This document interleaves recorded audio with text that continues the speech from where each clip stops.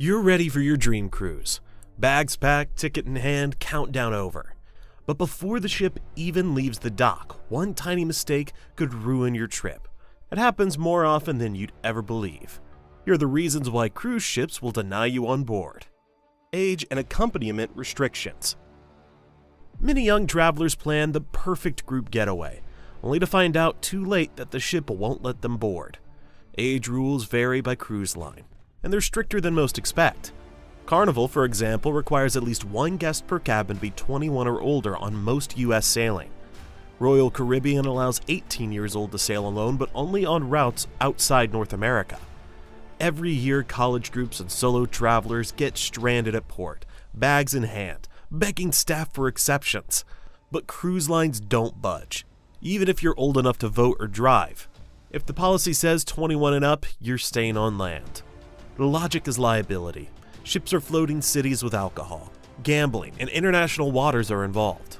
Cruise companies don't want legal gray areas or underage passengers in risky environments. So before you book, always check the minimum age to sail alone for your route. Because once you hit that port terminal, there's no loophole, no parental phone call, and no refund coming your way. Even if you meet the age rules, one wrong outfit could keep you on shore. Dress code and local laws. What you wear could actually stop you from boarding. Cruise lines have the right to deny passengers whose clothing violates dress codes, safety standards, or even the laws of their destination ports. A man showed up for his cruise to Barbados in camo shorts, not knowing it's banned there, since wearing it's reserved for the military. The cruise line stopped him at the gate before he could even step aboard. It's not just about camo. Logos with offensive language, political symbols, or suggestive graphics can also get you flagged. Cruise staff are trained to spot anything that might cause problems aboard. The solution is simple. Check local laws and cruise policies before packing. A quick 5-minute search can save you from an embarrassing and expensive rejection. Because sometimes it's not your passport that keeps you off the ship, it's your outfit. Failing the mandatory safety drill. You've cleared security. Your bags are stowed and the ship is ready to sail. The buffet, bars, and pool are all waiting for you. But one final constraint prevents you from being free on the high seas. Every passenger must attend the mandatory safety drill, known as the muster drill. It's not a suggestion, it's the law. Yet every cruise sees someone trying to skip it, thinking they're above the rules. Maybe they sneak off to their cabin, or head straight for a cocktail hoping no one notices. The crew notices. Names get called over the PA, cabins are checked, and security steps in. Miss it and your cruise card is deactivated. You're off the ship, left on the pier while everyone else sets sail. No refunds, no excuses. It only takes a few minutes, but skipping it can ruin your entire trip. Show up, get checked off, and then the vacation truly begins. You might have survived the muster drill, but one unseen list could keep you on land. The no-fly, no-sail policy. Cruise lines have started enforcing a new rule that's shocking travelers: the no-fly, no-sail policy. Since 2024, they've shared data with airlines and federal watch lists, meaning if you're still banned from flying, you're not cruising either. A man arrived in Miami with his family, ready for a Caribbean getaway. But when security scanned his ID, a federal no-fly flag popped up, and within minutes his cruise was over before it began.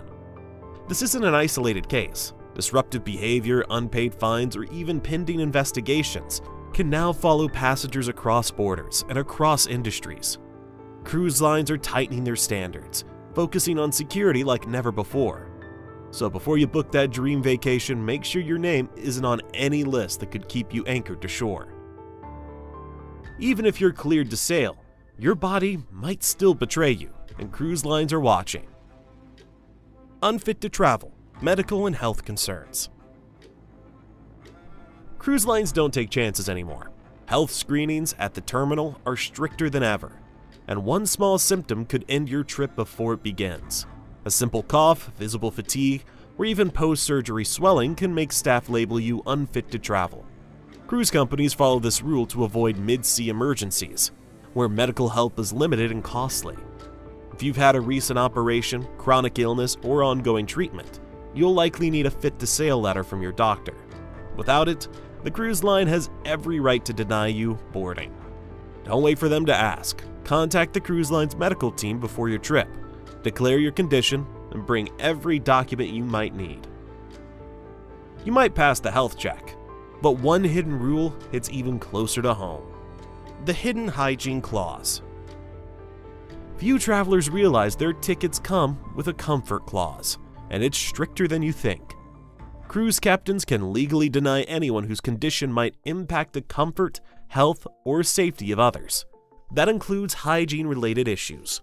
This policy isn't about discrimination, it's about maintaining onboard standards, but it often blurs into ethical gray zones. If you have a medical or hygiene-related condition that could raise concern, reach out to Cruise Line's accessibility or special needs department before you book. Provide documentation, get written approval, and travel confidently, knowing you've covered your bases. Even if you feel perfectly fit to sail, your past might say otherwise, and cruise lines are checking. Criminal records and global entry restrictions.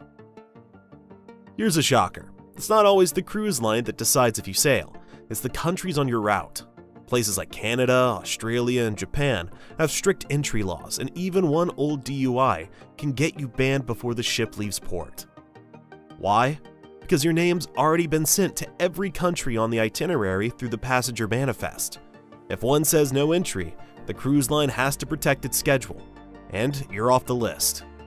A passenger heading to Alaska learned this too late. He stopped in Victoria, Canada, triggered a flag for a decades-old offense, and the ship left without him. Check every country's entry laws months before you book, especially if you have any record, no matter how minor. Some offer waivers or temporary permits, but those take time. Ignoring this step could cost you thousands and your entire trip. But now things are getting even stricter. What started in airports has quietly reached the open sea.